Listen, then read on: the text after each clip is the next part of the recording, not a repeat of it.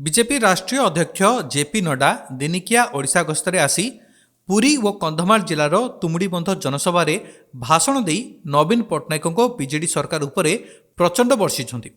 लेकिन आपको दुख होगा कि जगह नवीन बाबू बीजू जनता दल जो कहते हैं कि हम प्रदेश का हित ध्यान में रखते हैं, आपको जानकर दुख होगा कि उड़ीसा की 60 लाख की जनसंख्या, जिसको मोदी जी 5 लाख रुपए हर साल गंभीर बीमारी से लड़ने के लिए उसको आर्थिक मदद करना चाहते हैं, उसके बीच में नवीन बाबू आड़े आ जाते हैं और वह आप तक नहीं पहुंचता है। श्री जगन्नाथों रत्न भंडार गुप्त धन रत्नर सुरक्षा करने बदल में यार चाबी कुआड़े हजिगला बोली से प्रश्न कर ओडिया विश्वविद्यालय प्रतिष्ठा और नयागढ़ चीनी कल खोलिबा प्रसंग में मुख्यमंत्री को टार्गेट कर नड्डा।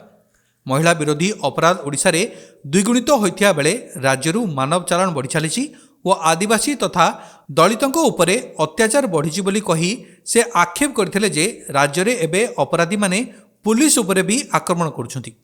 बीजेपी अध्यक्ष राज्य सरकार को कठोर समालोचना करथिया बेले अन्य पक्षरे केंद्र सरकार को गुणगान करिसेंती।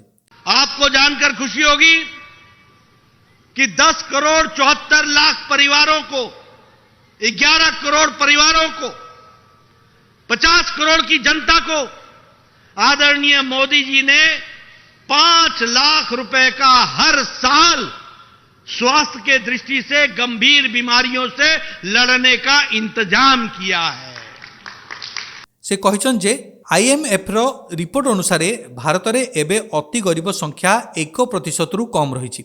आयुष्मान भारत योजना रे सारा देश में 10.74 कोटी जनता को स्वास्थ्य सेवा मिल पारुछि। हेले नवीन बाबू राज्यर मंगल कथा कहतिया बेले ओडिशार लोकों को यह योजना वंचित कर।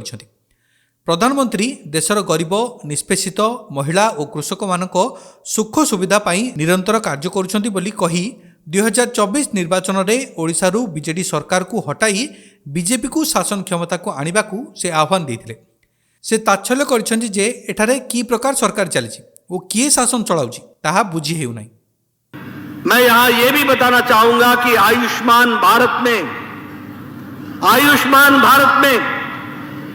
10 करोड़ 74 लाख परिवार, लगभग 11 करोड़ परिवार, 50 करोड़ लोग को मोदी जी की तरफ से 5 लाख रुपए हर साल गंभीर बीमारी से लड़ने के लिए और इलाज करने के लिए अगर पैसा दिया है तो नरेंद्र मोदी जी ने दिया है, यह भी हमको ध्यान में रखना चाहिए।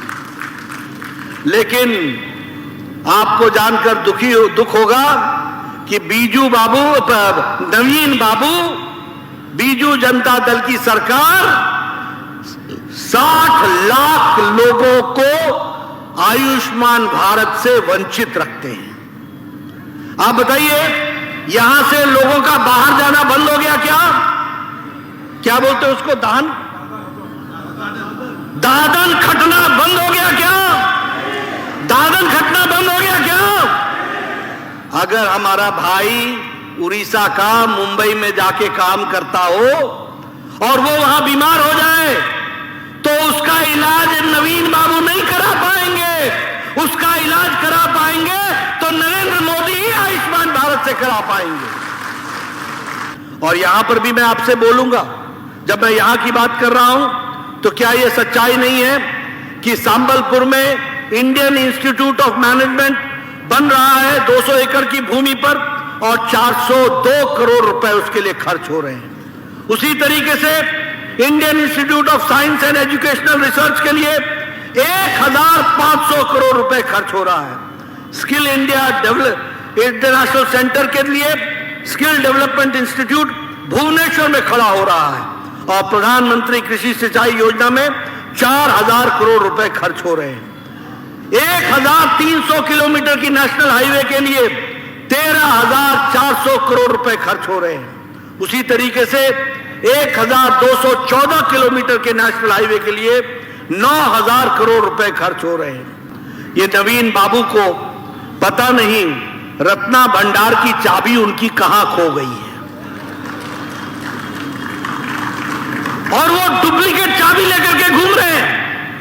मुझे तो समझ में नहीं आता कि सरकार भी कौन चला रहा है, ओरिजिनल चला रहे हैं या कोई दूसरा चला रहा है? कौन चला रहा है सरकार, समझ में नहीं आता। और जगन्नाथ जी के रत्ना भंडार की चाबी कहां खो गई है, क्यों खो गई है, क्या चल रहा है, कौन सरकार चला रहा है, ओरिजिनल है या कौन है मालूम नहीं, पता नहीं चलता। और साथ ही साथ मैं यह भी कहना चाहूंगा कि जहां तक उड़ीसा की यूनिवर्सिटी का सवाल है, अब यह संस्कृति की जगह है, यह साहित्य की जगह है। बताइए, उन्होंने कहा था कि नहीं कि उड़िया यूनिवर्सिटी में बनाऊंगा, कहा था कि नहीं कहा था? 5 साल बीत गए, कहा था 4 साल में बन जाएगा, ये 5वां साल शुरू हो गया है। क्या चल रहा है? उसी तरीके से शुगर मिल न्यायगढ़ का वह भी बंद है, किसानों का भुगतान नहीं हुआ है। कौन सी सरकार चल रही है, कौन सरकार चला रहा है, कैसी सरकार चल रही है, कुछ समझ में नहीं आता। ब्यूरो रिपोर्ट, चतुर्थ स्तंभ न्यूज।